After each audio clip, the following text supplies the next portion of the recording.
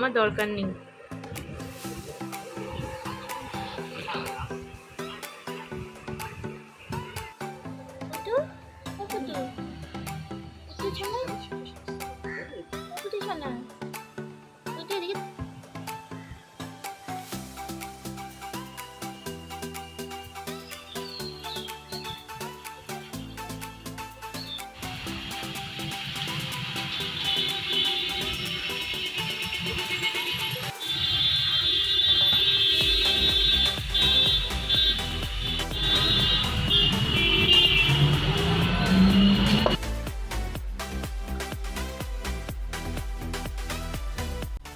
Hello বন্ধুরা, welcome to সমি থেকে দুনিয়াস new another blog. আজকে আমি সকাল সকাল উঠেই কিন্তু রেডি হয়ে খাওয়া দাওয়া করে বেরিয়ে পড়েছি। আর এই যে দেখো, এখন আমি না প্ল্যাটফর্মে বসে আছি। আজকে চোখের সামনে দিয়ে একটা ট্রেন আমার মিস হয়ে গেছে, যেটা আমি ধরতে পারিনি।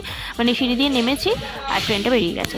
তো এখন আমি বসে আছি, দেখি কোন প্ল্যাটফর্মে ট্রেন দেয়। যাই হোক, ট্রেনে করে এখন আমি চলে এসেছি আমার বাড়িতে। আর এখানে দেখো আমাদের মাফিন সোনা কি সুন্দর দৌড়াতে দৌড়াতে যাচ্ছে। কোথায় যাচ্ছে বলো তো? ও বারান্দায় যাচ্ছে। আর ও বারান্দা থেকে দেখতে কিন্তু ভীষণ ভালোবাসে। সেটা তোমাদের সঙ্গে একদিন আমি অন্যদিন শেয়ার করবো। আর এই যে দেখো, বারান্দার মধ্যে ও কি সুন্দর এরকম খেলা করছে। তো সেই জন্য আমি ভাবলাম যে তোমাদের সঙ্গে সেটা শেয়ার করি। মানে খেলা করছে বলবো না, মানে ও এখানে বসে থাকতে একটুখানি দেখতে খুব ভালোবাসে। তো ঘুরে ঘুরে আমাকে দেখছিল যে আমি এরকম ফোন নিয়ে ওর ভিডিও করছিলাম, তো সেটাই দেখছিল। তো যাই হোক, এখন ফাইনালি আমার স্কুল যাওয়ার টাইম হয়ে গেছে। আমি গরমে একটুখানি হাওয়া টাওয়া খেয়ে নিলাম মার কাছে এসে।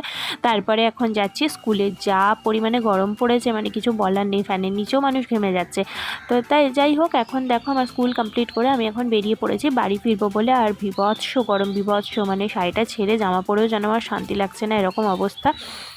তো এই যে এখন আমি হাঁটতে হাঁটতে যাচ্ছি বাস স্ট্যান্ডে। আমাদের এইরকম একটা জায়গা রয়েছে যেখান দিয়ে বাস স্ট্যান্ডে গেলে শর্টকাটে হয়। তো ফাইনালি আমি এখন বাসে উঠে পড়েছি। বাস দেখো চলছে, মানে মনে হচ্ছে যেন চলছেই না, এত স্লো এত স্লো, একটুও তো হাওয়া লাগে না। আর এই যে দেখো দাঁড়িয়ে পড়লো সিগনালে।